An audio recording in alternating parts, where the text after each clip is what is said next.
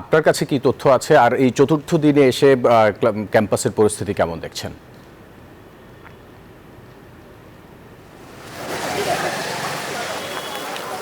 রায়হান, ফয়সাল, আপনাকে ধন্যবাদ। আমি এই মুহূর্তে আছি কিন্তু মাইলস্টোন কলেজের সামনে, এবং এখানে কিন্তু প্রশাসনিক কার্যক্রম চলছে আজকে।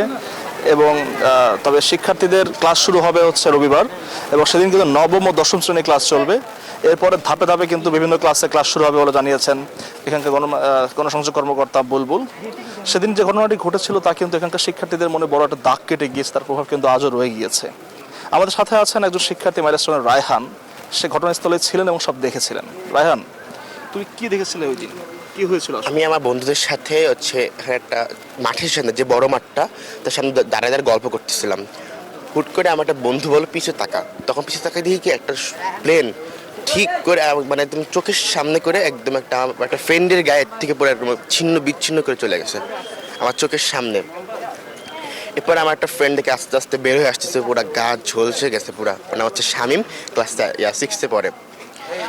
জানতে পারছিলেন কি ভয়াবহ দৃশ্য দেখেছে এখানকার শিক্ষার্থীরা, এবং তারা কিন্তু এগুলো দেখার কারণে এখনো ট্রমাটাইজড হয়ে আছেন। এই জন্য শিক্ষকরা বলছেন যে ধাপে ধাপে তারা ক্লাস শুরু করবেন, এবং শিক্ষার্থীদের এই ট্রমা কাটিয়ে ওঠার আগ পর্যন্ত আসলে সবকিছু স্বাভাবিক হবে না বলে তো আমাদেরকে জানিয়েছেন। তো মাইলস্টোন কলেজ থেকে এই ছিল এখন পর্যন্ত আমার কাছে সর্বশেষ তথ্য। ধন্যবাদ। মহিমিন, আপনাকে ধন্যবাদ আমাদের সাথে যুক্ত হবার জন্য। বান্ডেল থাকলে প্রতি সেনমানিতে টাকা বাঁচবে।